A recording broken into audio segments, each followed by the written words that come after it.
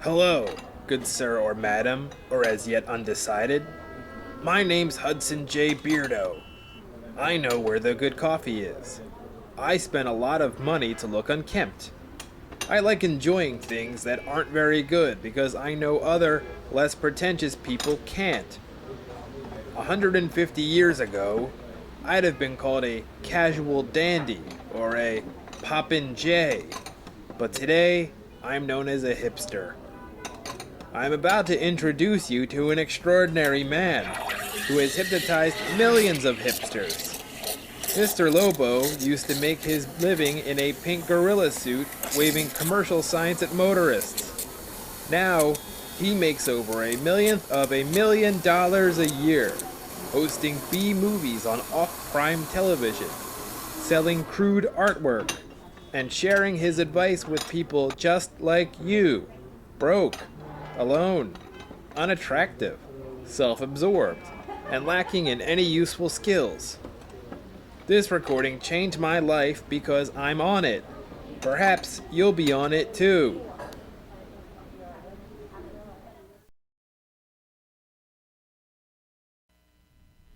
Track 2. Introduction. Hypnosis for Hipsters. Self-meditating your mega mental energy for success and better thinksmarts by Mr. Lobo. This Lobotronic audio wireless book tape is published by Lobotronics Unlimited. All rights reserved. 1974, 1984, 2014. Ah, there you are. I'd like to take this opportunity to thank you for purchasing or illegally acquiring this self-help program. It's your first step in a fake moon landing of the mind that will make you feel better about yourself and help you make giant leaps of faith and logic in the future. Yes, we all like to think our actions and reactions are a result of logical thought processes. Ham steak, potatoes, tennis ball. But the fact is that tiny mind worms, sometimes called sub-suggestion bullies, influence our thinking a great deal more than logic. Consciously or unconsciously, our feelings about almost everything are largely molded by our ready-made opinions and attitudes fostered by our mass methods of communication, like talk radio, major religions, and self-help programs.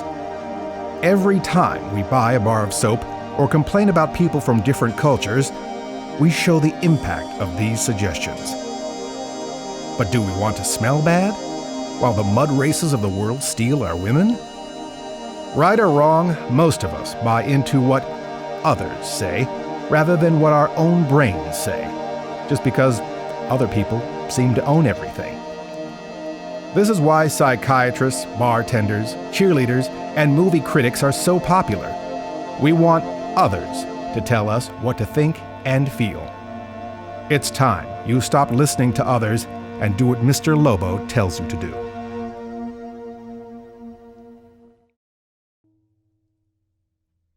Track 3. The Yawn of Man. Wake up! This is not an easy task to ignore the sleepwalking masses and live alert, awake, terrified, and sober, like your humble yet famous author. To understand this, let us travel back in time. Take the caveman, there in the prehistoric jungle, holding his club, standing erect. Please stop that fellow, would you? Thank you. But even this brute, with a low forehead and piggy eyes, demonstrates to some extent that his mind exerts a powerful influence over his body. Mind over body influence. The ancient Egyptian self-help gurus understood this to a degree, 19.5 degrees to be exact. Sunspot activity on our sun is limited to 19.5 degrees north and south of its equator. They somehow knew that in Mexico City, Mexico, the pyramid of the sun is roughly at 19.5 degrees north of the equator. Their best science told them that the lush fruit juice capital of Mauna Loa, Hawaii, had the largest shield volcano, actually a pyramid, at roughly 19.5 degrees north of the equator. The alleged alien pyramids on Mars are at 19.5 degrees. On Jupiter, the red spot, which is an obvious pyramid, only inverted and round, is at 19.5 degrees. This data told the ancient Egyptians exactly where they should build their famous pyramids, 19.5 degrees below the equator. The original pyramid was made incredibly for $10,000. It spawned 7 subsequent pyramids. There was a $20,000 pyramid, $25,000 pyramid, $50,000 pyramid, and even a $100,000 pyramid. 2 contestants, each paired with a celebrity, would stand in the center of the pyramid and attempt to guess a series of words or phrases based on descriptions given to them by their teammates. The descriptions came from 6 categories arranged in a triangular fashion. These wonders of the world won a total of 19.5 Daytime Emmys for Outstanding Television Game Show. What is the purpose of explaining this pyramid scheme of our forefathers and 5 mothers? How does it support the theory of mind over body influence? If you answered, "I don't know," then you obviously don't understand what a rhetorical question is. A rhetorical question is proposed for dramatic effect, and no answer is expected. The implied answer is that no one really knows why they did this, but it does add up to mind over body influence somehow. 19.5 divided by 4 fathers and 5 mothers. Carry the 1. Let me get my calculator. Okay. I have this page bookmarked on the internet here. Hold on. Check the chart. Corresponding letter for number 11 is K and... Hold on. What's this noise about Denmark? I'm pretty damn sure there are gray elephants in Kenya. I'm not sure if I did this right or wrong. Math was never Mr. Lobo's strongest subject. But let's think of something right now that will give 19.5 some kind of significance. How about that there are 19.5 steps in Mr. Lobo's pyramid of self-meditated mega-mental energy?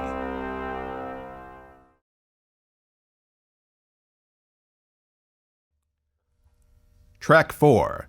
Helping you help yourself.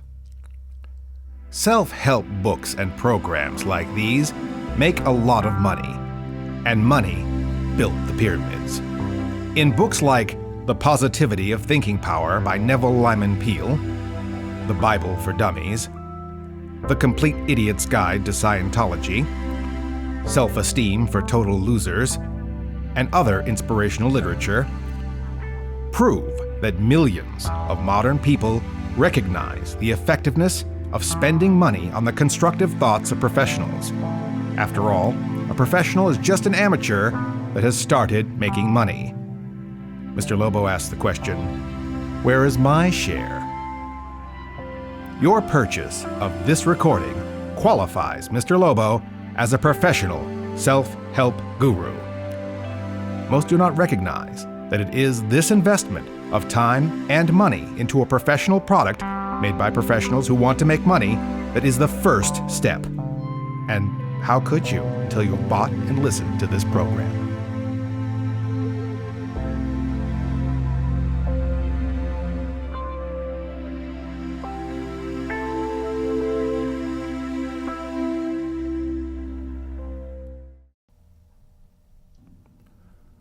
Track 5. Finally, Step 1. Step 1 of Mr. Lobo's Pyramid of Self-Meditated Mega-Mental Energy. Buy this self-help program. Most of these successful programs all start with a single step, often the first step. If you are hearing my voice now, you have already taken the first step, unless you have illegally downloaded this recording or somehow got it for free. If you haven't paid Mr. Lobo for his advice, then in your mega-mental mind, Mr. Lobo is not a professional. And why would you take advice from an amateur? Mr. Lobo is not saying you won't benefit from this information unless you pay for it, but Mr. Lobo certainly won't. If Mr. Lobo doesn't benefit, it's only fair that you shouldn't benefit either. My editor tells me that this cut needs to be expanded to be considered its own track. So let me labor the point with a real-life example of copyright infringement. Granny Smith had 4 apples. Little Johnny, by electronic means, copied 2 of Granny's apples without her permission. Granny Smith still had 4 apples. He ate a copy of one of the apples, and the other copy of the other apple sat on his hard drive. Granny Smith still had 4 apples.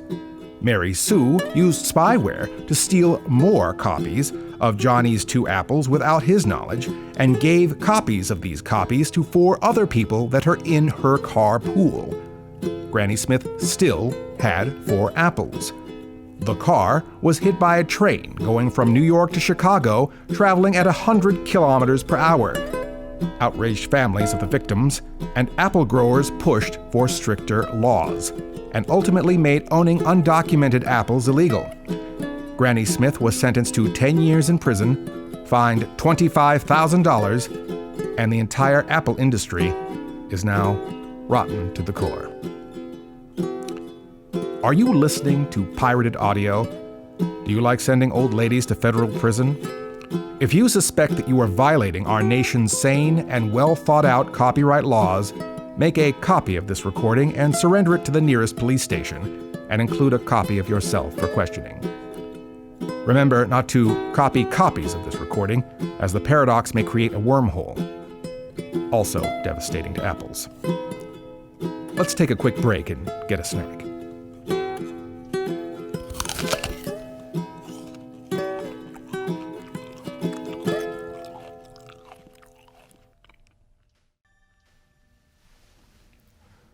Track 6. Be a brain bully. Mr. Lobo isn't trying to bully you. I'm just trying to intimidate you into bullying yourself. It's true.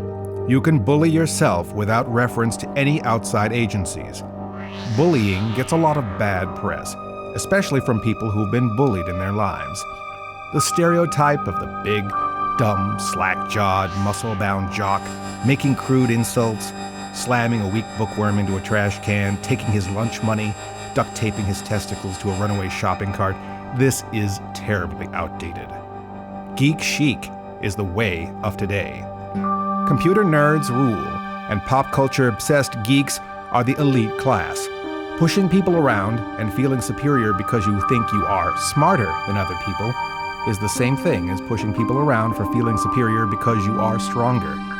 You probably flex your mental muscle and kick nitpicky sand into people's virtual faces all the time on the internet. Grammar Nazis, cyber trolls, inbox activists, fashionistas, cranky bloggers, critics, white knights, and super serious gamers are the new bullies. And yet they probably don't even think they are, just as you probably don't think you are. But you are. A bully.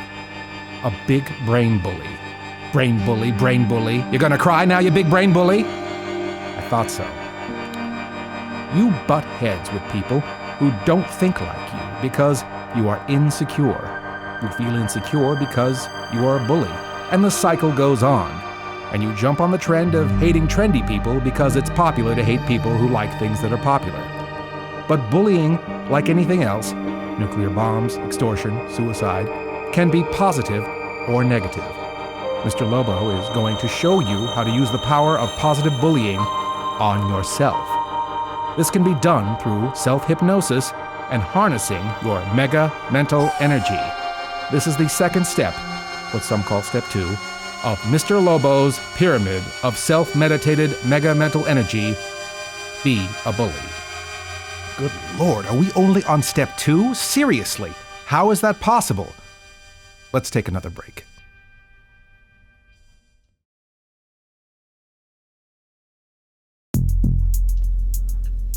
Track 7. Money-making moxie. Bullies not only intimidate, but take advantage of stupid and naive people American business was built on the practice of taking advantage of stupid and naive people. Wisely, American business is about making money. And money, of course, fixes all of our personal shortcomings and amplifies all the best parts of ourselves. At least it does on paper. Of course, that paper used to be backed by gold. Unfortunately, it's not anymore, but at least it's worth the paper it's printed on, minus interest owed to the Federal Reserve Bank. Think of all the foolish things you foolishly spent your money on. Think of all the brain bullies who've taken advantage of you. The TV says, "Hey, consumer, you smell bad." The bus driver, your spouse, your parents, they all say the same thing. The amount of deodorant Americans have purchased in the past year would circle the Earth's armpits twice. This brings us to our third step, what some call step 3, of Mr. Lobo's pyramid of self-meditated mega-mental energy. Take advantage of stupid people.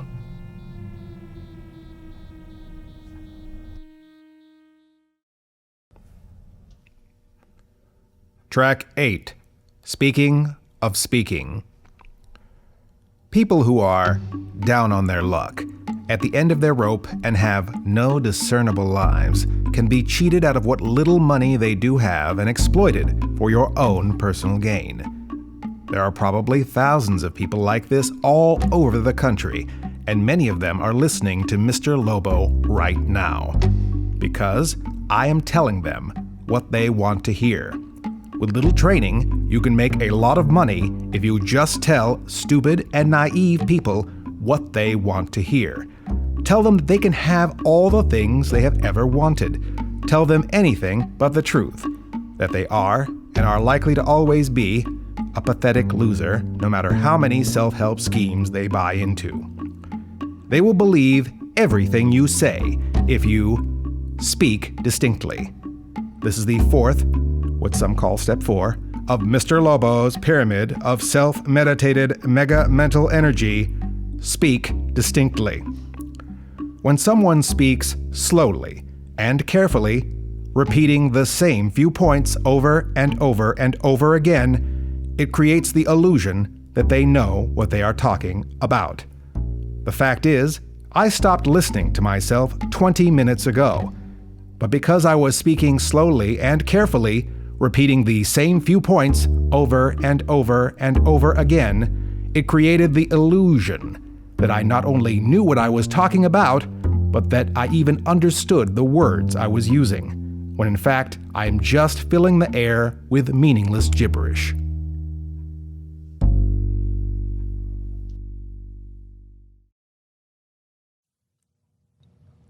Track 9. The Gravity of Law. Here is another anecdotal example that I am simply reading off the page. My mind is almost a complete blank, yet it will appear to illustrate the power of speaking distinctly. Mr. Lobo was arrested in Tijuana, 1978. A golf bag full of cocaine was discovered in the trunk of his roommate's Plymouth Duster.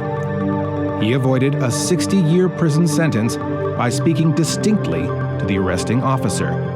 Mr. Lobo slowly and clearly explained to him that he would receive a handsome payoff in exchange for his freedom.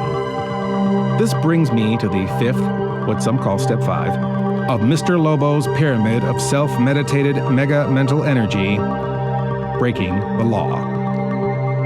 Many of you who are listening to this recording are wondering what this is all about. Mr. Lobo can sense you out there, wrinkling your foreheads, wondering what you just paid for, and if I will ever get to the point. There is a confused and incredulous tone in your thoughts. He hasn't said much about hypnosis. Is this some kind of ripoff? This brings us to our 7th or 8th step. You may want to skip this recording back a few minutes to make sure which one we're actually on. Anyway, after you have followed step 1, which is purchasing a self-help program, and allowed yourself to be brain bullied in step 2, and taken advantage of, which is step 3, because I spoke distinctly, step 4, and told you what you wanted to hear, you're ready to grasp the fifth, I guess that means we're on step 5. The fifth important concept: how I was able to take your money by defrauding you. That is, not honoring a financial obligation by deceit or trickery. In other words, breaking the law. So many people listening to me right now could have the things they want in life if they just once considered breaking the law. For example, you could have easily obtained a copy of this program illegally and skipped the first 4 steps. And if you did, good for you. You took advantage of my stupidity and trust, and American know-how wins again. Mr. Lobo is not responsible for any losses, damages, arrests, incarcerations, fines, or executions as a result of his advice.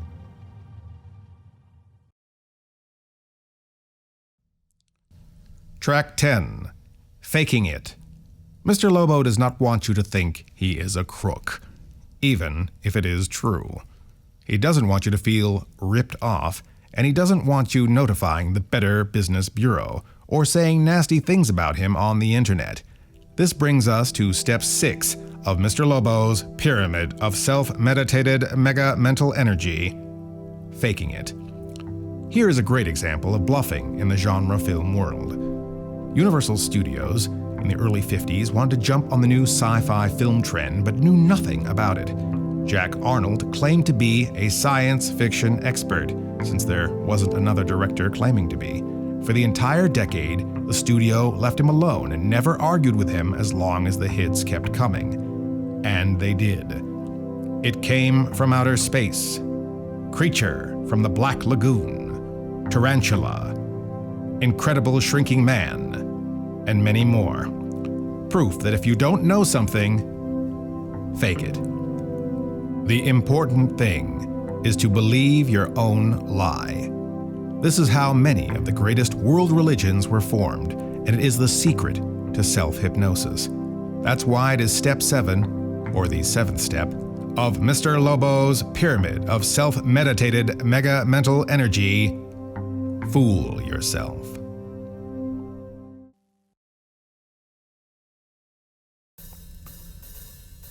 Track 11. Forget you. Hypnotism is the art of tricking your own mind with subconscious bullying. Many masters of hypnotism claim that only the mentally incompetent cannot be hypnotized. This is simply not true because I, Mr. Lobo, cannot be hypnotized. Another misconception about hypnosis is the widely held belief that the subject is unconscious, and this represents a threat to the security of the individual. These people are not in a subconscious state, but rather a self-conscious state. And if you're feeling self-conscious, I want you to mentally put one foot into your cradled hands, put your other foot on your shoulder, and try to get over yourself. This is Mr. Lobo's pyramid of self-meditated mega mental energy, step 8. Get over yourself. Try and get over yourself right now. I'll wait. Did you get over yourself? Or did you get hung up on a self-conscious fear or ceiling fan or other obstacle? I'll try to let you get over yourself one more time before moving on. Okay, moving on.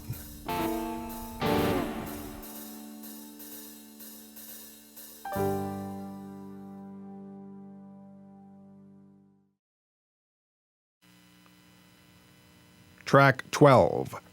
The Truth About Zombies. The easiest and quickest way to learn self-hypnosis is to be hypnotized and given a post-hypnotic suggestion to the effect that you will be able to put yourself into a hypnotic state at a given stimulus whenever and wherever you want. At a ball game, in a business meeting, during intercourse, while driving heavy machinery. Any time you feel being a zombie will give you the edge. But wait a minute, you might say. I thought zombies were undead. The word zombie comes from the Cajun redneck voodoo contraction of the medical term somnambulist, or sleepwalker. They are being driven by an unconscious trance that overrides their own personality or instincts, like politicians or pornographic film stars. The undead part is a different part entirely, classified by terms like ghoul, walking dead, librarian, retail clerk, bike messenger, etc.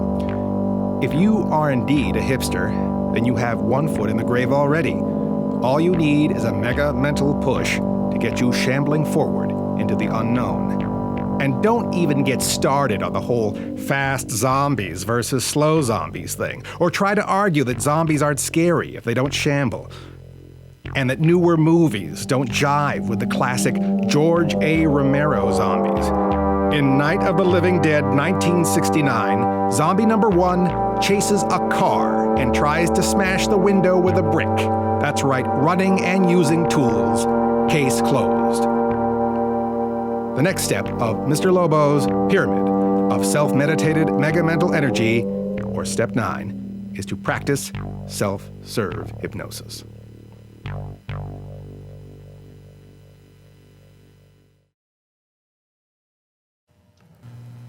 Track 13, Self-Serve Hypnosis. To attain self-serve hypnosis, you must first be shown where to go and how to operate the pumps. This is different from soft-serve hypnosis, which is not recommended for aspiring mentalists who are allergic to ice cream.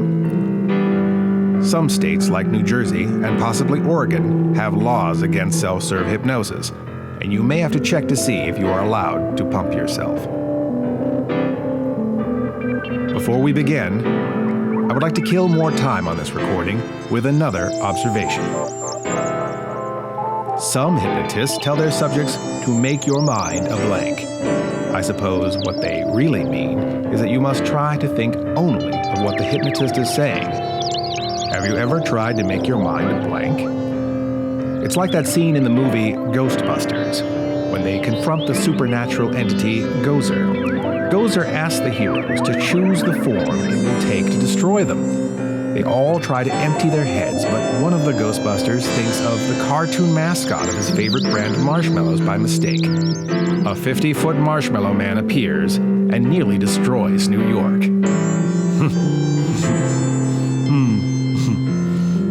Love that movie. Oh, the point is, making your mind a complete blank is hard. And something always pops in there. Usually something unwanted, like imagining making out with your elderly 5th grade teacher.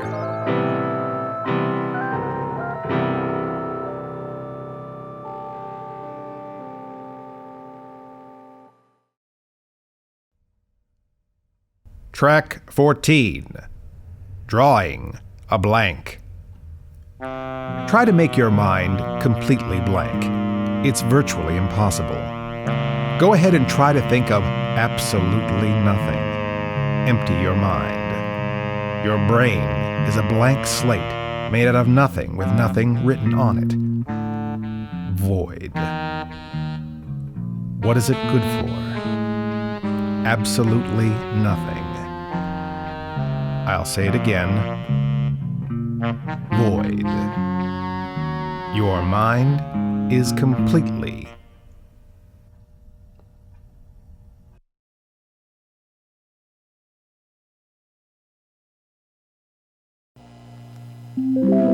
Track 15, Spider Hand of the Mind. Now, finally, for the first time, again, without further ado, you are ready to continue with your first self-serve hipster hypnosis test trance. The mind going completely blank exercise does not count. This exercise is called the Spider Hand, developed by Professor P. Parker of New York. Once you have mastered this, you will be able to instantly put yourself into a deep trance by imagining a spider, by the suggestion of a spider, or even by hearing the word spider. You can trigger a post-hypnotic suggestion. Concentrate, partially but not totally, to what I am saying. Listen beyond my words. You are slowly falling into a deep, hypnotic trance. Your earlobes are feeling very heavy. Picture a small spider descending from the ceiling above. It gently drops on the back of your left hand and is slowly crawling. He has a yellow body with green legs. One of the legs is in a cast. Left-handed listeners, you can imagine the spider on your right hand. Once you can actually feel the spider, you know you are deeply hypnotized. You might even get an urge to move your hand or slap the spider off your hand. When this happens, you know, of course, that you are deeply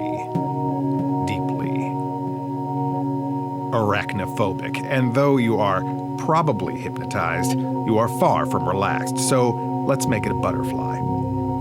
As I count to 10, and even before I reach the count of 10, you shall feel a butterfly crawling on the back of your hand. This illusion will seem very real to you. Your right hand is completely relaxed. When I say 1, I want you to say, my right hand is completely relaxed. 1. Is your right hand relaxed? That's probably because the insect is on your left hand, unless you are left-handed and imagining it on the other hand. You know, before I did not give any specific instructions to ambidextrous users, so I guess it really doesn't matter what hand you choose as long as it's the same hand each time and you don't try to decide which hand during the hypnosis session. That could really mess things up. When I say 2, I want you to say, I feel completely at ease. 2. When I say 3, I want you to say, I'm beginning to feel a pleasant, tingling feeling on the back of my right or left hand. Sorry. It tickles. Wow. Neat. I guess I can't be hypnotized, which is pretty neat because I previously thought it was impossible. I guess Mr. Lobo's made a personal breakthrough. Now it's your turn. When I say 4, you say, this feeling on my right or left hand is becoming strong. 4. 5.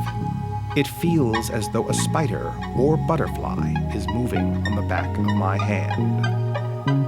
5. 6. I've had this same feeling before. 6. 7. I can feel the spider/butterfly on my right/left hand. The feeling is very definite.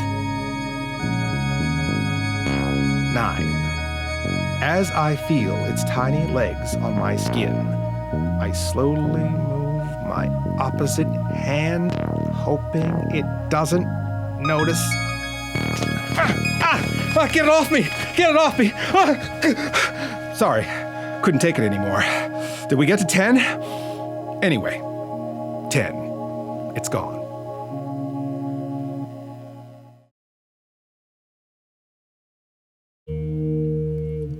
Track 16. Hypnosis for smoking. Another method of massaging the mind into a hypnotic state is called the cigarette scenario, and is naturally only for those of you who smoke. If you don't smoke and would like to use the cigarette hypnosis scenario, we will now implant a post-hypnotic suggestion in your mind for you to start smoking. Imagine your big, open, clean lungs are like a big, empty house. Wouldn't you like a few friends in there? Ever been to a party where there was smoke hanging in the air and it looked so amazing because lights were shining out like lasers through the smoke. And outside the party, like all parties you attended in the past, you had to stand upwind from all the popular and interesting people with cigarettes hanging out of their mouths. Sure, you tried it, but it tasted horrible and made you sick. But you know something? You are not a quitter. You can be a successful smoker. Because, well, just look at your life. You've achieved so many things. There was a time when you couldn't even tie your own shoelaces. And you did that. And there was a time when making friends was a problem. And you did that. And there was that one time you had a decent job. And you made it through school, for the most part. Going out on dates. Killing that prostitute and stuffing her in a steamer trunk. And all these things were a problem. And you did all these things. And now you are a successful, insert job title, in control of people, probably. You have achieved this. You have achieved this by your own willpower. And you have the ability to achieve anything you want. And you're listening to my voice right now because there is something you do want. There is something you are determined to do. And you know, you can do that because you've made a decision. And your decisions affect your life. And you know you can do this because you are in control. You decide. And you act. And that's it. It's always been like that. And always will be. You have always been a smoker. You love to smoke. 8, 10, 12 packs a day. Your tongue is like an ashtray, and your skin is like coarse beef jerky, and you love it. Now that you are a lifelong smoker, not only will you enjoy the rich tobacco flavor and satisfaction you have always deserved, but you can now take advantage of the cigarette scenario method for self-hypnosis. Now, Mr. Lobo is a lifelong non-smoker, as I lost 73 close family members to lung cancer and mattress fires, but I cannot deny the power of this method and don't blame you for wanting to try both smoking and the imaginary smoking scenarios via hypnosis.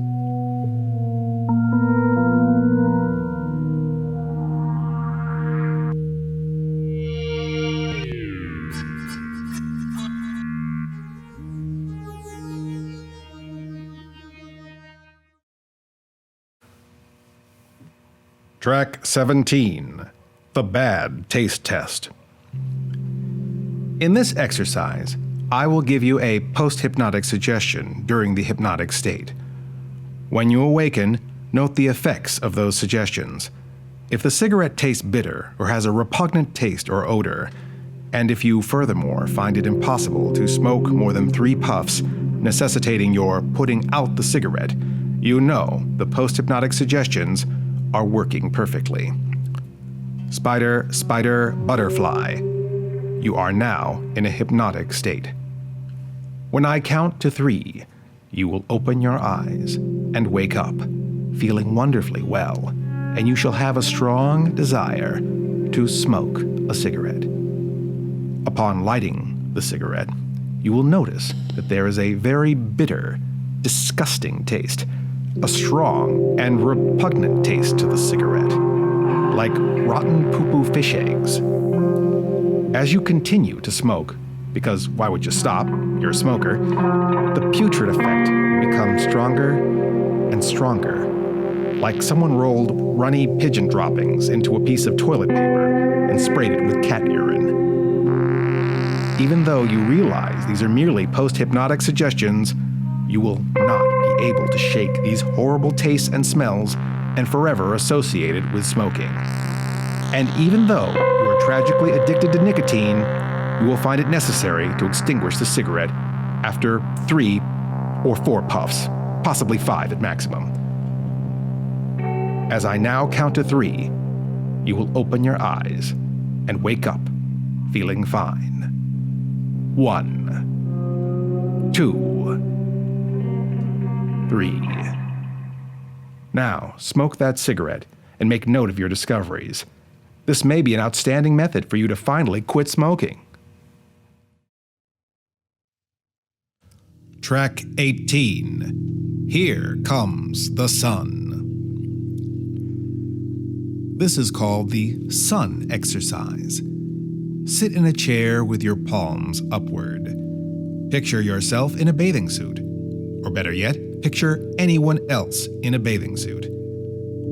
At the beach for a day's sunbathing. You imagine that it is a beautiful summer day. You are completely oblivious to, or at least trying to ignore, the sun's harmful effects for the purpose of this relaxation exercise. Skin dehydration and heat stroke, sunburn, skin aging, prickly heat, heat rash, sunstroke, and other negative aspects of sunbathing are far, far from your mind. Only think about the pleasant things associated with a sunny day. You may want to take a sip of water before starting this exercise, or rub yourself down with a lotion of sunscreen of SPF 50 or more. The inner skin of your mind loses moisture when you're imagining the sun for too long and can become dried out. As you are now totally relaxed and worry-free in the yellow glow of the Earth's infernal nuclear space heater, you imagine that a cloud is blocking out the sun.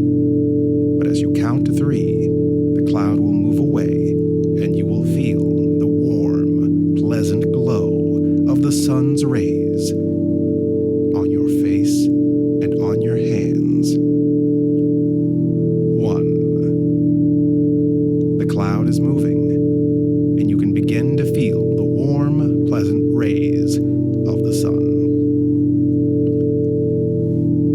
2. The cloud is moving more and more, exposing more and more of the sun.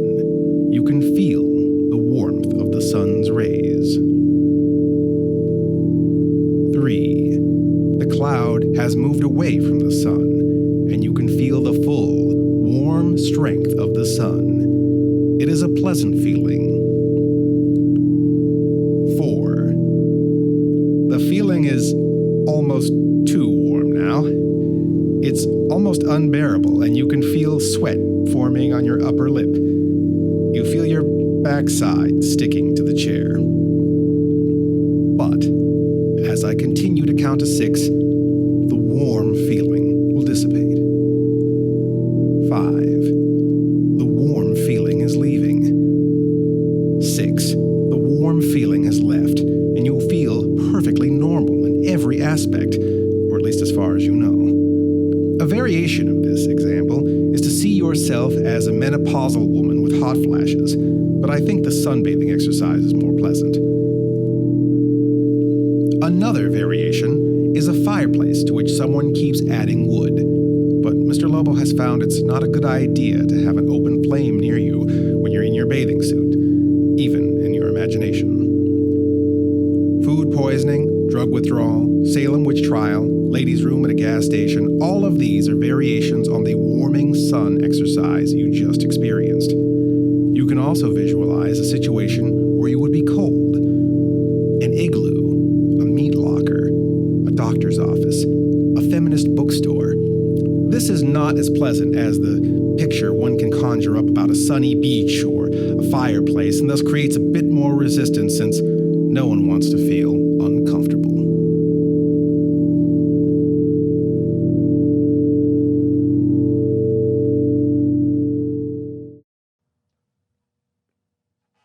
Track 19. Blowing your mind.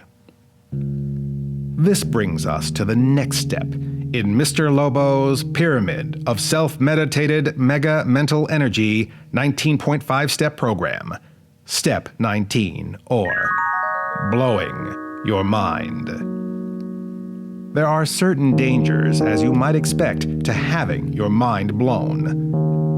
Mr. Lobo was the MC at Conspiracy Con X, the largest gathering of freethinkers, alien abductees, Bigfoot believers, ufologists, debunkers, doomsday prophets, and shadow government whistleblowers. As I looked out into the convention hall, everyone looked like they were from a different decade. Some looked like hippies with eagle-embroidered bell-bottoms. Some looked like defense engineers with crew cuts and pocket protectors. Some looked like Vegas magicians, hair metal barflies, leisure suit Larrys, crystal-hugging surfers in Hawaiian shirts, G.I. Joes, cowboys, and paramilitary goons. It looked like a convention of time travelers. It was then I realized that you could tell what year their minds were blown by what they were wearing, as if the personal revelation was so important to hold on to that they stopped buying clothes. As if to say, "What? Aliens are real? That's it. I'm never changing my pants or hairstyle ever again." So it's very important that you carefully consider your wardrobe before listening to the next exercise. Are you ready to have your mind blown? Lay in your bed and have an alarm clock next to you.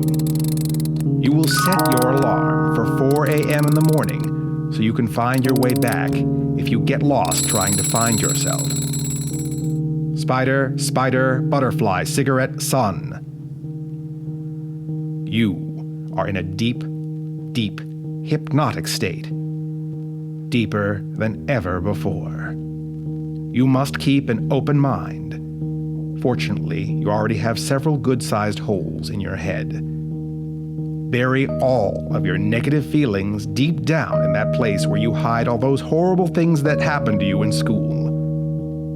Your mind is drifting along, a purple cosmic wave of pure energy. Your mind is zooming toward the surface of your consciousness. You drift forward through a tunnel of concentric circles that drift past you. You have exited one of the holes in your head, and you see yourself standing in the far corner of the room. Vividly see yourself standing there. Know that you are standing there, and that behind you is another you, or at least your body, is still lying on the bed. Focus your whole mind on this concept. You look back at the you behind you on the bed, and you realize it is the you of the past. You shift your mind forward and see that the you that is standing in the corner of the room is the you of the future.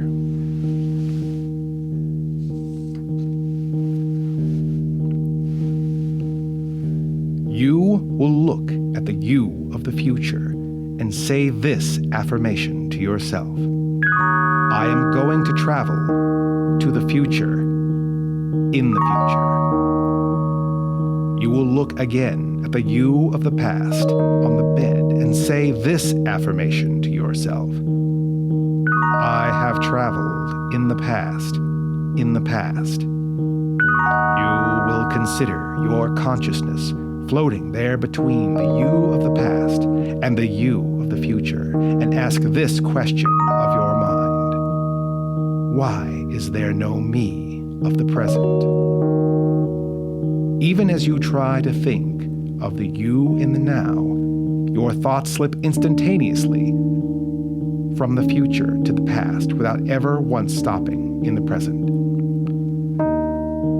Now, you are feeling a yellow floating sensation.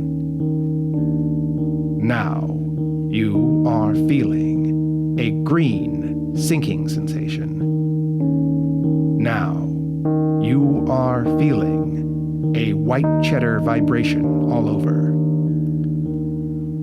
Now, a bright white-blue-black light comes out of a Chinese turtle's mouth.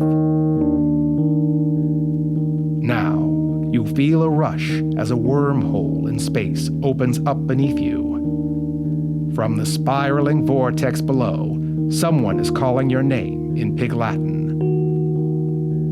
A jolt of pine-scented blackness grabs you and pulls your thoughts into this hole. Try not to be frightened. Note that here in the present, there is nothing to fear. You come out the other side of this vortex into a vast galaxy of stars. Stars and planets pass you. You feel as if you are moving through the opening credit sequence of a science fiction TV show.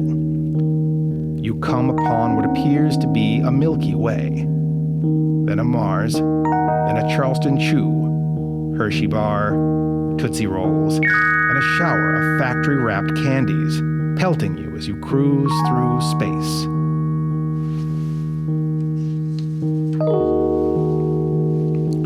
You finally come upon a shining blue-green planet in the blackness.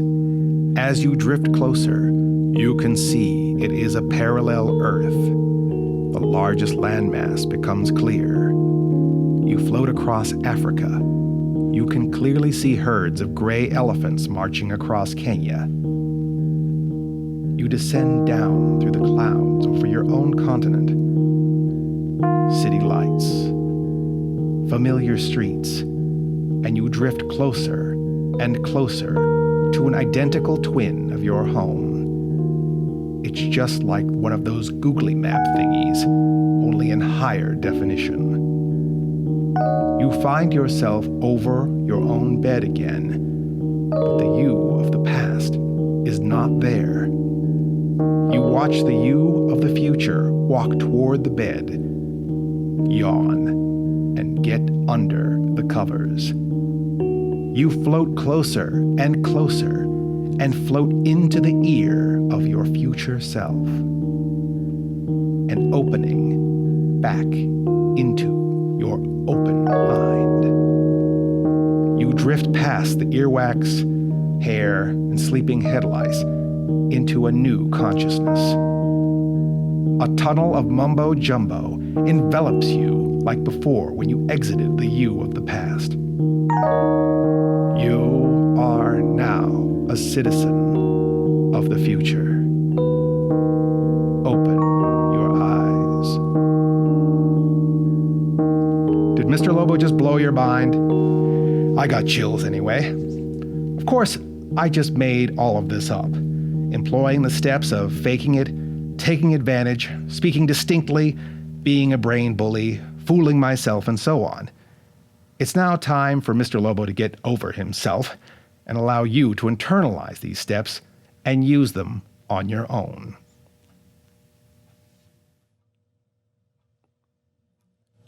Track 20.